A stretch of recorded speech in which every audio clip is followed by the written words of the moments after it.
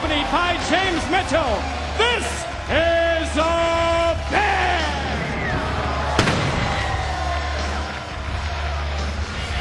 For the past 3 months on pay-per-view, Abyss and Sabu have squared off against each other. From no disqualification matches to the unforgettable Monsters Ball, they battled at Unbreakable, Bound for Glory, and Genesis pay-per-view. And while the brutality was off the charts in all 3 bouts, the violence factor gets raised to another level. Tonight at Turning Point, it's TNA's first ever barbed wire massacre.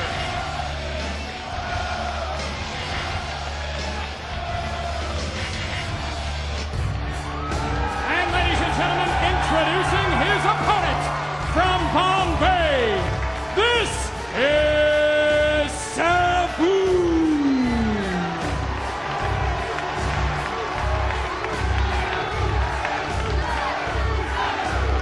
Ladies and gentlemen, when it comes to putting your body on the line, when it comes to shutting out the pain or using the pain as a motivational weapon, no one does it like the homicidal, suicidal, the genocidal Sabu. And look at the monster Abyss already on the attack, not even allowing Sabu to get in the ring. And Don, we have seen this situation with the monster Abyss play out over the course of the past couple of weeks as Sabu has, wow, a barbed wire baseball bat that he took a shot at him with, and it got stuck in the barbed wire ropes.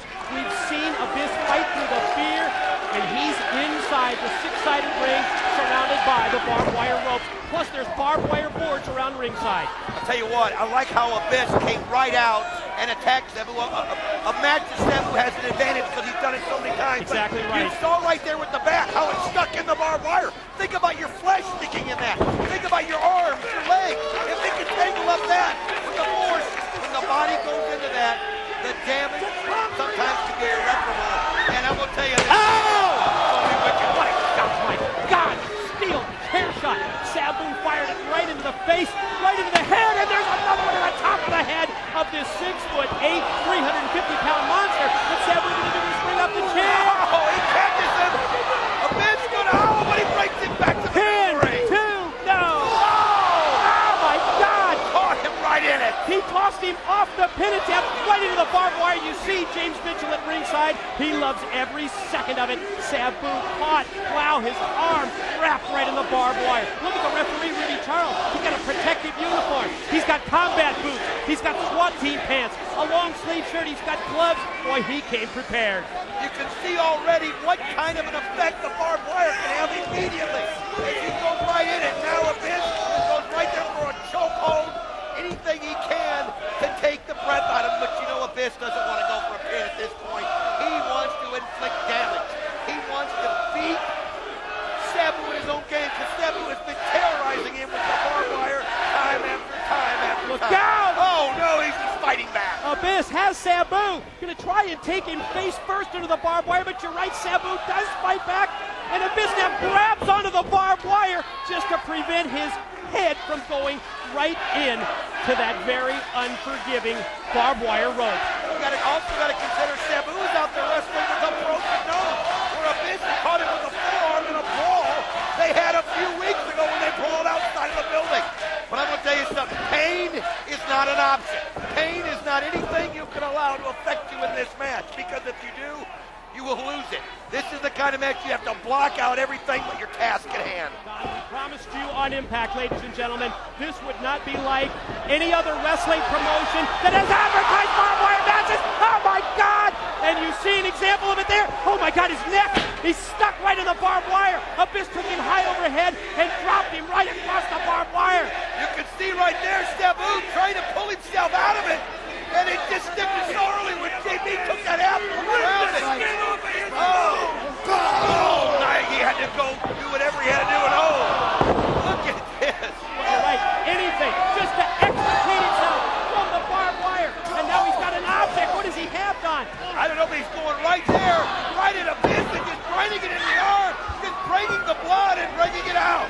Oh man, Sabu had that somewhere hidden in his belt there or his trousers, and he pulls it. I can't quite see what it is, but obviously it's sharp enough to draw blood. Oh God, and again, Sabu on the attack with that weapon, whatever it is, he's driving it into the arm. Oh, the monster Abyss, and he does so again. It's just amazing. We've seen Abyss overcome the fear of barbed wire.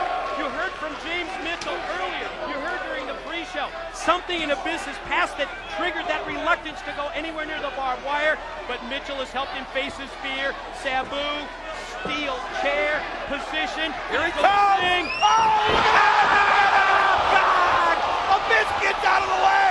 And then Sabu is getting himself caught time and time again! He's already ripped his pants right there! We gotta see a replay there! Oh, if there's any chance, let's take another look at this off the chair. Oh, man! Ow! There's nowhere you can run! There's nowhere you can hide! It can't be avoided, Mike! Sabu in such severe pain, and Don, we mentioned this earlier. If there's any individual that can fight through that pain or use the pain as a motivational tool, look at the arm of Abyss, the blood streaming out of it. That has to be Sabu. Substantial height and weight advantage for this 6'8", 350-pound monster. I almost think it's countered by the experience edge of Sabu, particularly his history in barbed wire matches over in Japan. Well, it's obvious he can fight through the pain. I mean, but the part that I'm realizing is, as the match goes, you have nowhere to go. You forget almost that it's there, of course.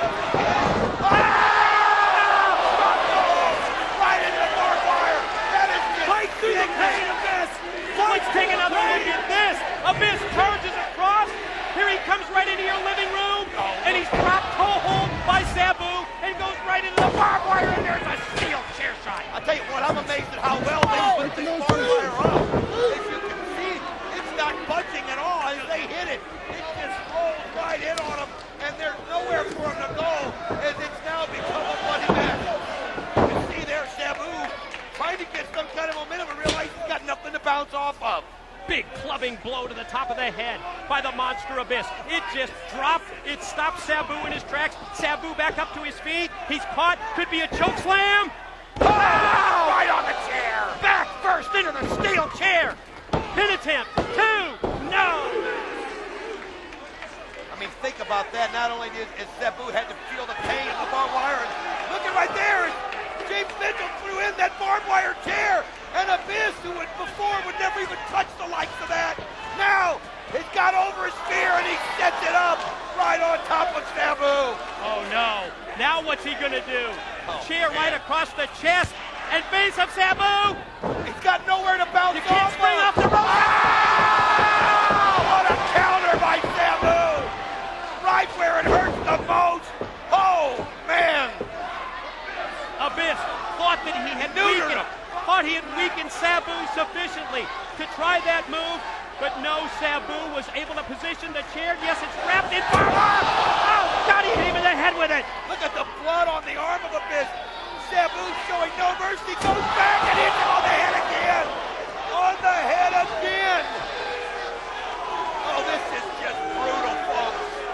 I can't even describe what I'm seeing. What you're seeing, Don, is one of the most physically violent spectacles in the history of pay-per-view wrestling.